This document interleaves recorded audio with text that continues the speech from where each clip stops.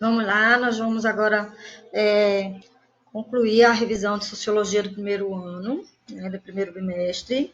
Aí a gente tratou, no finzinho da última, sobre Karl Marx, né? E agora a gente vai discutir um pouquinho mais sobre Emile Durkheim. Durkheim, ele é o fundador da sociologia na França, né? Ele tem forte influência de Comte, do positivismo de Comte, e ele vai ser um dos primeiros a colocar em uso o método científico para fazer a análise da sociologia. Né? Uma diferença entre o Durkheim e o Comte é que o Comte acredita que quando se analisa e se estuda uma sociedade, se compreende todas.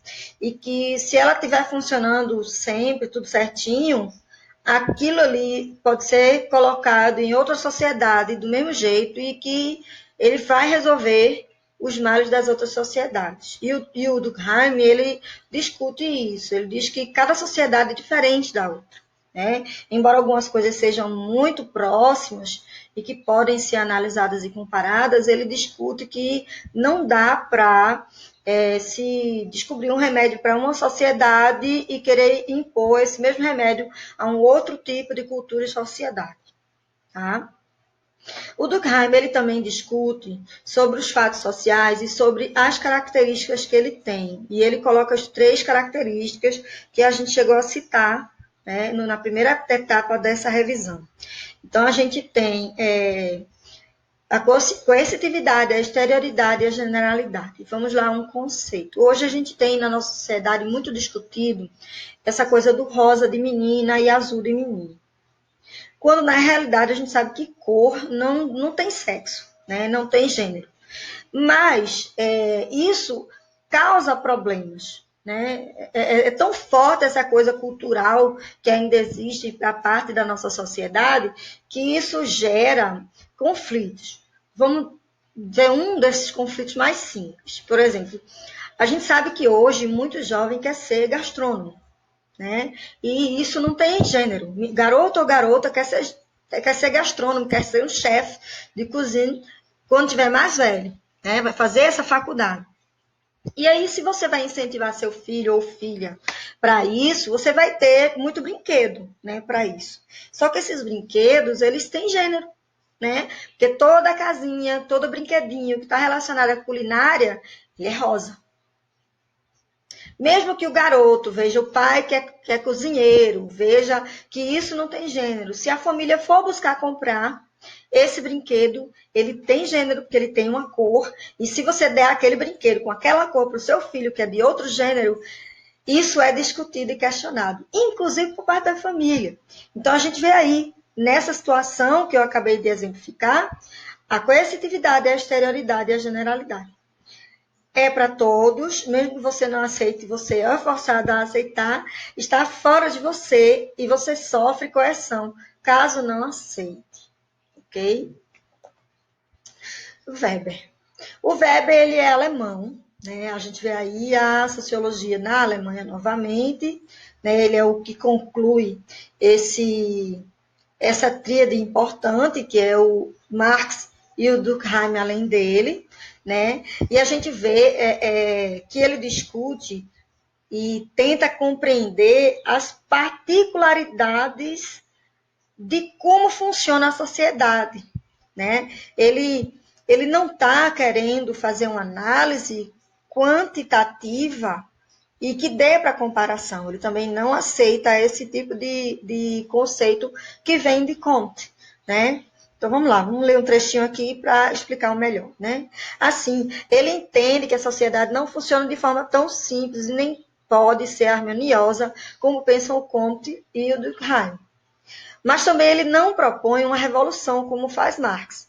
Ele afirma que o papel da sociologia é observar e analisar os fenômenos que ocorrem na sociedade, buscando extrair para uma melhor compreensão. Extrair desses fenômenos os ensinamentos e sistematizá-los para uma melhor compreensão. E é por isso que a sua sociologia recebe o nome de compreensiva.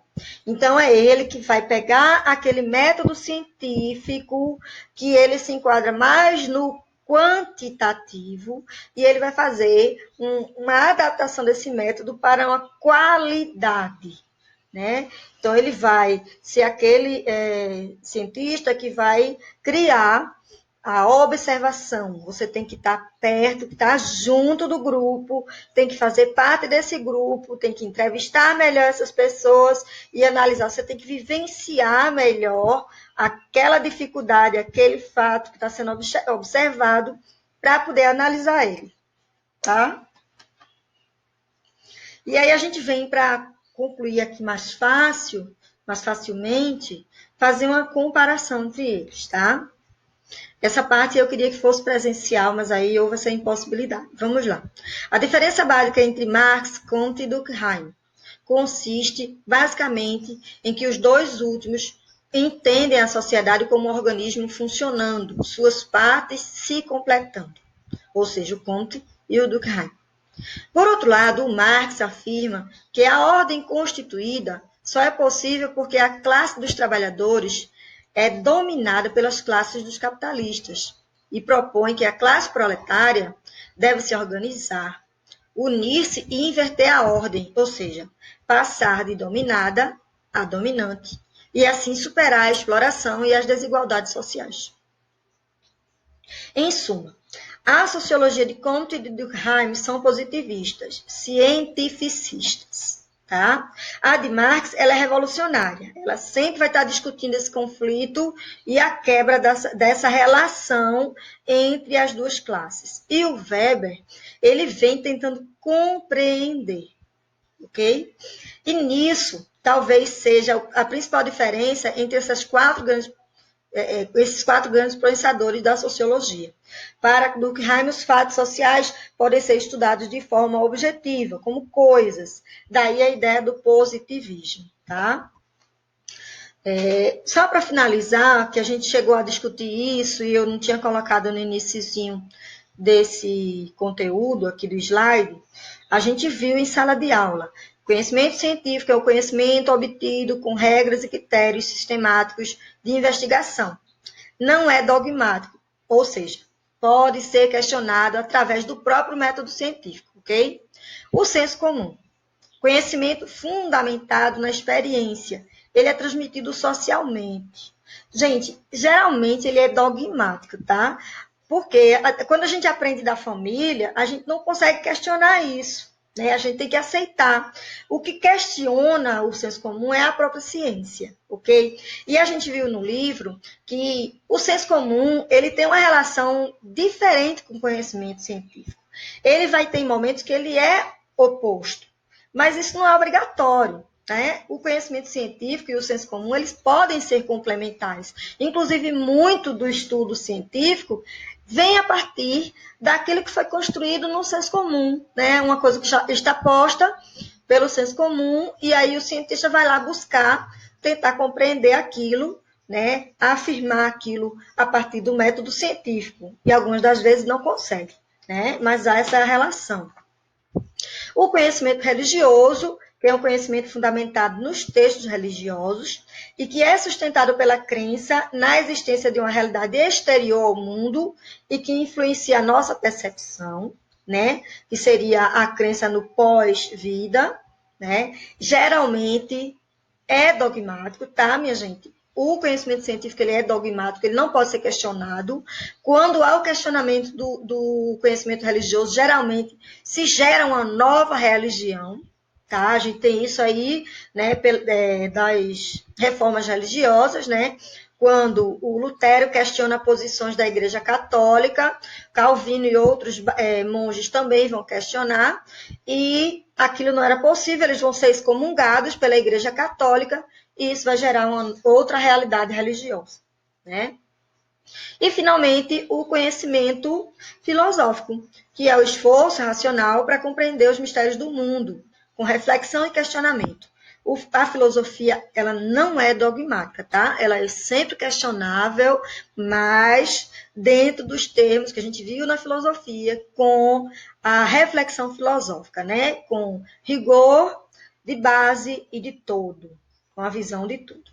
ok? Então, aqui a gente tem a sociedade do século XXI, né, que é uma sociedade que está dentro da tecnologia atual, que é essa telefonia rápida e a internet, que vai alterar a nossa estrutura social, né? Tem um errozinho aqui no slide, desculpem, tá? Isso vai provocar mudança na economia, na cultura, na política, em outras esferas sociais. A gente está vendo aqui agora a nossa relação, né, que é essa relação online.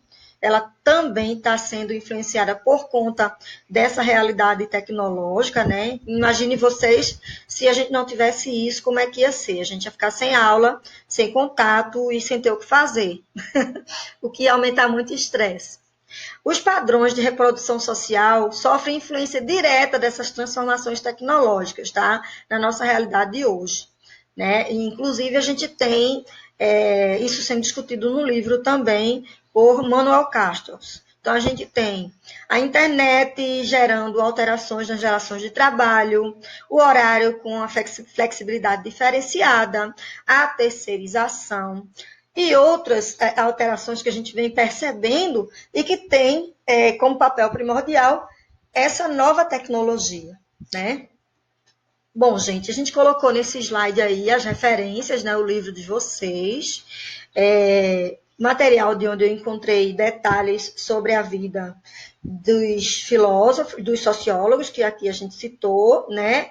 Onde eu encontrei material explicando especificamente sobre o método científico, e a gente também tem as referências das imagens aqui no finzinho do slide, ok? Bom, a atividade desse material a gente já mandou, né, fazer. O que eu queria aproveitar aqui nesse momento de finalização dessa revisão, de pedir a vocês para vocês mantenham a paciência de vocês, né? Não esqueçam de dar sempre uma lidazinha no livro. Quem não levou o livro para casa, eu consegui o material em PDF, está compartilhado lá no Classroom. Quem puder, quem não tiver com seu livro, baixe no computador, no celular, caso precise, né? A gente vai estar compartilhando material, vídeo, inclusive, posteriormente, e qualquer coisa, se comunica comigo através do WhatsApp e a gente tira qualquer dúvida que for necessária, ok? Tchau, fiquem em casa.